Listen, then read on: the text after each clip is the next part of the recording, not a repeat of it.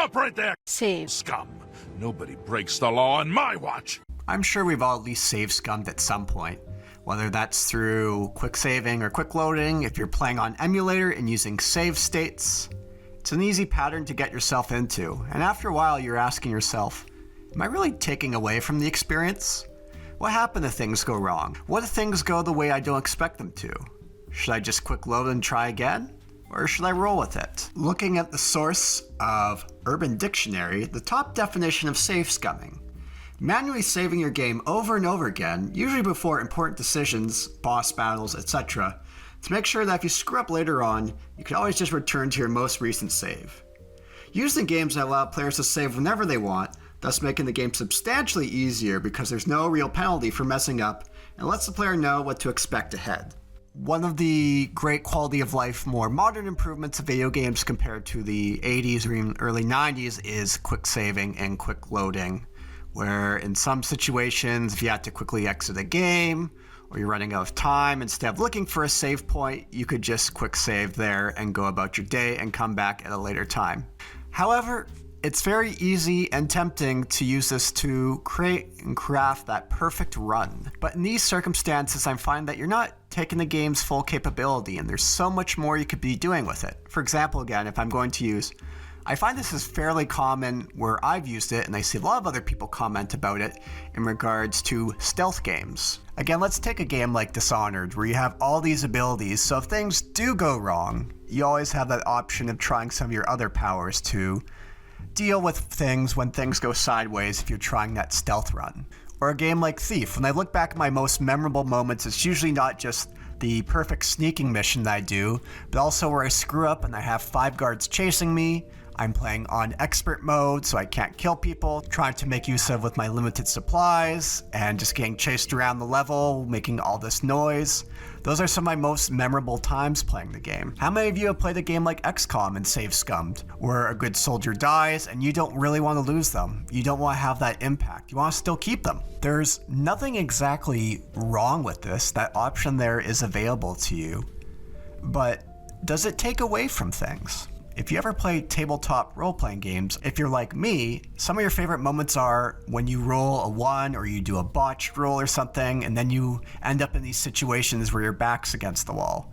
This mission, this quest that you had in mind goes completely sideways through some bad rolls, but you have to roll with it. Those typically end up being the sessions with the most laughs and the ones that are most memorable.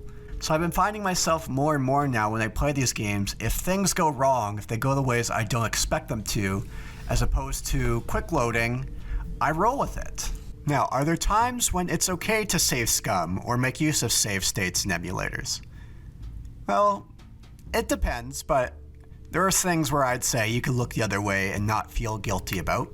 Now, with the examples I've talked about, none of these tend to be game over moments. If you're playing Dishonored and you screw up, you still got time. You still have all these capabilities. You still have all these abilities at your disposal. Now, I was talking about Thief earlier. Thief is a game I've mentioned in a couple of videos already that I've done. Well, recently replaying Thief, there's the Horn of Quintus level. Now, there's a bit where right before you get to the horn itself, you do this little platforming section that, well, to be honest, is a little iffy with the platforming in the game. So if you want to jump up each platform and then quick save, like I unfortunately did, that's okay. I could, in those situations, look the other way. Because those consequences are death right away. What can developers do about save scumming? There's a few things they could do. One of actually my favorites is when they point it out and acknowledge it. There are many games that do this. For example, BioWare, in Baldur's Gate 2, Throne of Ball expansion, there's a bit where a low-level party comes up and tries to attack you, and you easily destroy.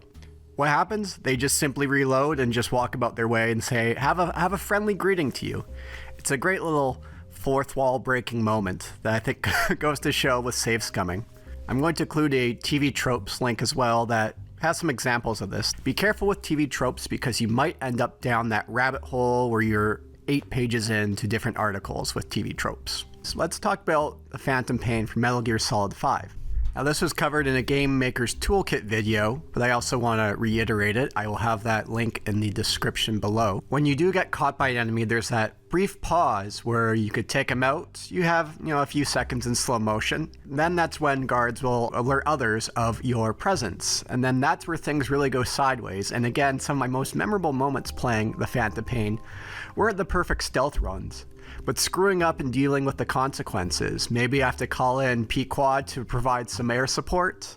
To make use of my companions, I have to make use of my environment, and you get cornered somewhere. These are some of the most fun experiences I had playing the game. Now, of course, another is simply just removing the ability altogether. For example, like the Dark Souls games constantly auto-saving.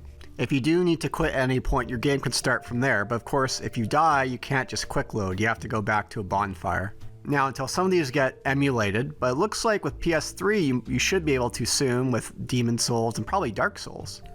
You could probably start using save scumming to deal with some of the issues with Dark Souls. And don't get me wrong, these games can have their moments of frustration, where quick saves would be handy. But I would hate to use it in a boss feeling like I didn't really get that full experience. I think a bit of this comes from the player themselves, as well as the developer. Players should always have the option to quick save or quick load when need be, just for convenience sake, quality of life. But you want to discourage them from simply save scumming all the time. Now, in a video I talked about custom difficulty, card up here, link in the description. When some custom difficulties, you could change how many times you save in a game. Maybe you can only save once during a level, or 3 times during a level, or no times at all. That way, when you do have things that go wrong, you don't have that option to quick load. In conclusion, quick saving is an interesting thing that you can make use of, but can take away from a game. There are things that developers can do about it, but it's finding that fine balance of letting players save whenever they want, but also making sure they don't abuse it to try and get the most out of a game. That they roll with their mistakes. Again, I'm going to post in the description below a great video from Game Maker's Toolkit called Playing Past Your Mistakes. This has been Boulder Punch. If you enjoyed this video, leave a like, subscribe, share, hit that notification bell, the whole shebang, what they say to do with YouTube. Anyways, thanks for watching. Boulder Punch out.